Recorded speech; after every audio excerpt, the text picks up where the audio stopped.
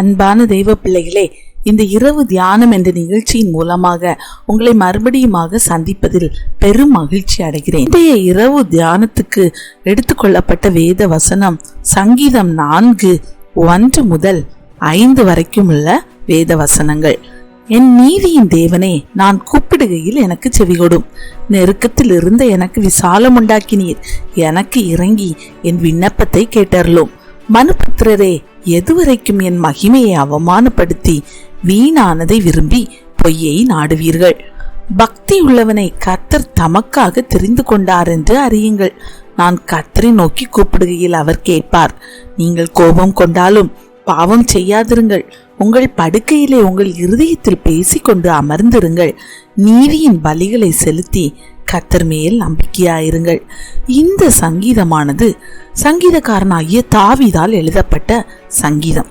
இந்த சங்கீதத்திலே முதலாவது வசனத்திலே சங்கீதக்காரனாகிய தாவீது கர்த்தரை என் நீதியின் தேவனே என்று அழைக்கிறதை நாம் பார்க்கிறோம். கர்த்தர் நீதியுள்ள நியாயாதிபதி. அந்த முதலாவது வசனத்திலே எழுதும் போது, என் நீதியின் தேவனே, நான் கூப்பிடுகையில் எனக்கு செவி கொடும். நெருக்கத்திலிருந்து எனக்கு விசாலம் உண்டாக்கினே. எனக்கு இறங்கி என் விண்ணப்பத்தை கேட்டருளும் என்று சொல்லி எழுதி வைத்திருக்கிறான். இந்த வசனத்திலே தாவீது சொல்லும் போது, நெருக்கத்தில் இருந்த அநேக சூழ்நிலைகளில் எனக்கு விசாலமான இடத்தை நீர் உருவாக்கினீர். இப்பொழுதும் நான் ஒரு இக்கட்டான சூழ்நிலைக்குள்ளாய் கடந்து வந்திருக்கிறேன். இந்த சூழ்நிலையிலேயும் எனக்கு இறங்கி என் விண்ணப்பத்தை கேட்டருளும் என்று சொல்லி அவன் எழுதுகிறான். 2வது வசனத்தில் அவன் எழுதியிருக்கிறான், மனுபுத்திரரே, எதுவரைக்கும் என் மகிமையை அவமானப்படுத்தி வீணானதை விரும்பி பொய்யை நாடுவீர்கள் என்று சொல்லி எழுதி வைத்திருக்கிறான்.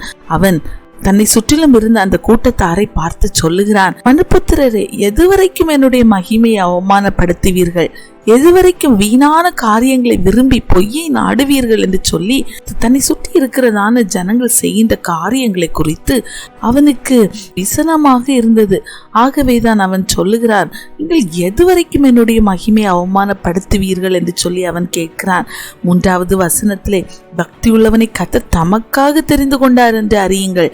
நான் கர்த்தரை நோக்கி கூப்பிடுகையில் அவர் கேட்பார் என்று சொல்லி எழுதி வைத்திருக்கிறான். எனக்கு விரோதமாக நீங்கள் என்னுடைய மகிமையை அவமானப்படுத்துவதற்காக, என்னை குறித்து தீமையான காரியங்களை செய்வதற்காக, தீமையான வார்த்தைகளை பேசுவதற்காக எனக்கு விரோதமான காரியங்களை செய்தாலும் நான் கர்த்தர் மேல் பக்தி உள்ளவனாயிருக்கிறேன். என்னை கர்த்தர் தெரிந்து கொண்டிருக்கிறார். நான் கர்த்தரை நோக்கி கூப்பிடுகிறதான வேளையிலே அவர் என்னுடைய சத்தத்தை கேட்பார். நீங்கள் எனக்கு விரோதமாக செய்கின்ற காரியங்களை குறித்து நான் கர்த்தரிடத்தில் விண்ணப்பம் பண்ணுவேன். அவர் என்னை கேட்டருளுவார் என்று சொல்லி அவன் சொல்லுகிறதை பார்க்கிறோம். 4வது வசனத்திலே, நீங்கள் கோபம் கொண்டாலும் பாவம் செய்யாதிருங்கள். உங்கள் படுக்கையிலே உங்கள் இருதயத்தில் பேசிக்கொண்டு அமர்ந்திருங்கள் என்று சொல்லி அவன் சொல்லுகிறதை பார்க்கிறோம். அவனுக்கு விரோதமாக எழும்பின கூட்டத்தார், அவனுக்கு விரோதமான காரியங்கள், அவனுடைய மகிமை அவமானப்படுத்துவதற்காக அநேக காரியங்களை எழும்பி செய்தாலும் அவன் சொல்லுகிறான், ஒருவேளை அது நிமித்தமாக கோபங்கள் அவர்களை எப்படியாயிலும் அவர்கள் செய்கின்ற காரியங்களை குறித்து 4 கேள்விகளை கேட்க வேண்டும் என்கிற கோபங்கள், எரிச்சல்கள், கோபதாபங்கள் அவனுக்குள்ளாய் பெருகி இருந்தாலும் அவன் சொல்லுகிறான், நான் அவ்வாறு செய்ய போகிறதில்லை. நான் கர்த்தரை நோக்கி கூப்பிடுவேன். இவர்கள் செய்கின்ற காரியங்களை எல்லாம் என்னுடைய கர்த்தரிடத்தில் முறையிடுவேன். அவர் என்னை கேட்டருளுவார் என்று சொல்லி அவன் சொல்லுகிறதை பார்க்கிறோம். கர்த்தர் நீதியுள்ள தேவனாயிருக்கிறார். அவர் நம்முடைய கூப்பிடுதலை கேட்கிற தேவனாயிருக்கிறார். ஆகவே நமக்கு விரோதமாக, நம்மை அவமானப்படுத்துவதற்காக, நமக்கு விரோதமான ஏளனமான வார்த்தைகளை பேசுகிற ஜனங்கள் இருந்தாலும் அவர்களை குறித்து நாம் கோபம் கொள்ளாதபடிக்கு, அவர்களை குறித்து அவர்களுக்காக நாம் கர்த்தருடைய சமூகத்திலே விண்ணப்பம் பண்ண வேண்டும் என்று சொல்லி இந்த நாளிலே அவன் நமக்கு சொல்லி தருகிறான்.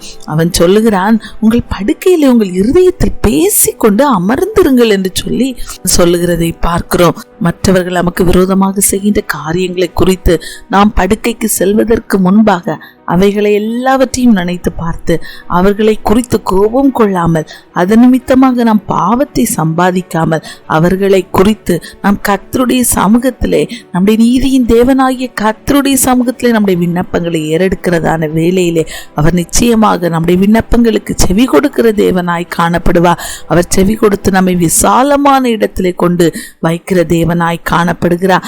5வது வசனத்திலே சொல்லுகிறார், நீதியின் பலிகளை செலுத்தி கர்த்தர் மேல் நம்பிக்கையாயிருங்கள். உங்களுக்கு விரோதமாக எழும்புகிற ஜனங்களை குறித்து கோபம் கொள்ளாமல் நீங்கள் உங்களுடைய படுக்கையில் உங்களுடைய இருதயத்தில் பேசிக்கொண்டு கர்த்தருடைய சமூகத்தில் உட்கார்ந்திருந்து அவர்களுக்காக நீங்கள் விண்ணப்பம் பண்ணி நீதியின் பலிகளை அவருடைய சமூகத்திலே நீங்கள் செலுத்தி அவர் மேல் நம்பிக்கையாயிருங்கள்.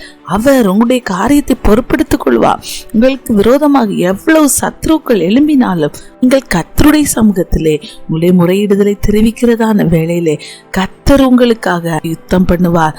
ஆகவே நீங்கள் நீதியின் பலிகளை மாத்திரம் கர்த்தருடைய சமூகத்திலே செலுத்தி அந்த நீதியுள்ள நியாயாதிபதியின் இடத்திலே நீதியின் பலிகளை செலுத்தி கர்த்தர் மேல் உங்களுடைய காரியங்களை வைத்து அவர் மேல் நீங்கள் நம்பிக்கையாக இருக்கிறதான வேளையிலே உங்களுக்கு விரோதமாக எழும்புகிற எல்லா ஜனங்களுடைய ஏளனமான அவமானப்படுத்துகின்றதான எல்லா காரியங்களிலும் இருந்து உங்களை விடுவிக்கிற தேவனாய் காணப்படுகிற. ஆகவே உங்களுக்கு விரோதமாக எத்தகையதான சூழ்நிலைமைகள் இருந்தாலும் எவ்வளவு சத்துருக்கள் பெருகி இருந்தாலும் அவர்களை குறித்து கோபம் கொள்ளாமல் மாறாக அவர்களுக்காக உங்களுடைய படுக்கையிலே நீங்கள் செல்வதற்கு முன்பாக அவர்கள் செய்கின்ற உங்களுக்கு விரோதமாக செய்கின்ற அத்தனை காரியங்களையும் நீதியின் தேவனாகிய அந்த கர்த்தருடைய சமூகத்தில் நீங்கள் தெரிவித்து நீதியின் பலிகளை அவருக்கு ஏறெடுத்து கர்த்தர் மேல் நம்பிக்கையாயிருங்கள். அப்பொழுது கர்த்தர் உடைய காரியங்களை பொறுப்பெடுத்துக் கொள்வா. உங்களுக்காக அவர் எழுந்தருளி யுத்தம் பண்ணுவதை உடைய கண்கள் காணும். ஆகவே சோர்ந்து போகாமல் கலங்கி போகாமல் கர்த்தர் மேல் உடைய நம்பிக்கையை பலப்படுத்துங்கள். நீதியின் பலியை அவருக்கு செலுத்தி அவர் மேல் நம்பிக்கையாயிருங்கள். கர்த்தர் உங்கள் காரியங்களை பொறுப்பெடுத்துக் கொள்வார். ஆமீன்.